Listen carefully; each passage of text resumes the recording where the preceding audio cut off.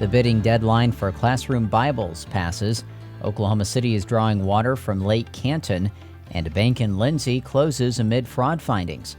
We'll have details coming up on the KGOU AM NewsBrief for Tuesday, October 22nd. I'm Nick Daniels. The deadline for bids to supply Bibles to Oklahoma classrooms passed on Monday. The Oklahoma Office of Management Enterprise Services will now review the bids and hand them over to the State Department of Education, where a three-person panel will choose the winning publisher.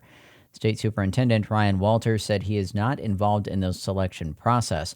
The winning publisher will have 1 year to deliver the King James Version of the Bible along with the required historical U.S. documents.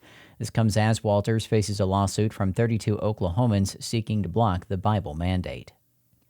A new report says Oklahoma's new school choice program has barriers to student access.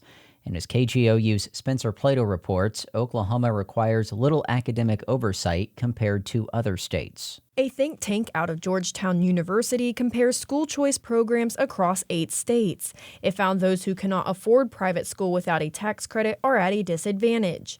In an interview with the Tulsa World newspaper, Future Ed identifies unique features about Oklahoma's new tax credit program that contributed to disparities and lax surveillance.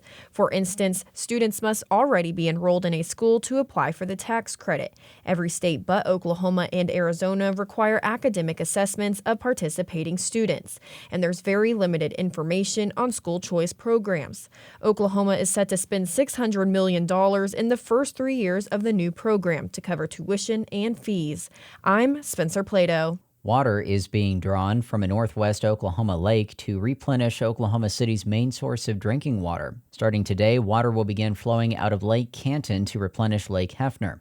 Lake Hefner's levels have dropped due to a long stretch of warm, dry weather. Officials plan to draw 16,000 acre-feet of water over 3 to 5 days. This marks the first release from Lake Canton this year. The last time was in 2022. After the release, Canton's water levels are expected to drop by about 3 feet. A federal agency closed the First National Bank of Lindsay in south-central Oklahoma. OPMX's Anna Pope reports officials say they found false and deceptive bank records. The Office of the Comptroller of the Currency also notes it found other information suggesting fraud, that it was in an unsafe condition to do business, and the bank's assets were less than its obligations to its creditors. After this move, the Federal Deposit Insurance Corporation announced First Bank and Trust Company of Duncan will take over the bank's insured deposits. FDIC officials say those protections are still in place for accounts at the Lindsay Bank. People will have access to their insured deposits there. Officials say checks drawn to the bank will be processed and loan customers should make their usual payments. In Oklahoma City, I'm Anna Pope. The U.S. Supreme Court will hear Oklahoma's challenge to an EPA rule that shifts some air pollution lawsuits to a Washington, D.C. court. State Attorney General Gentner Drummond praised the decision, calling the EPA's rejection of the state's ozone plan an act of federal overreach. Drummond argues that the Biden administration imposed a burdensome one-size-fits-all plan instead of working with the state's Department of Environmental Quality.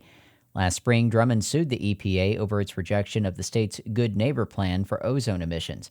In June, the Supreme Court blocked the EPA rule from taking effect while the case works through the courts. You'll find more news at our website, kgou.org, and on the KGOU PM NewsBrief podcast. The candidates for November are set. I know Donald Trump's type. Between now and Election Day, we are not going back. A campaign season unfolding faster. Kamala Harris is not getting a promotion Than any in recent history. Make America great again. Follow it all with new episodes every weekday on the NPR Politics Podcast.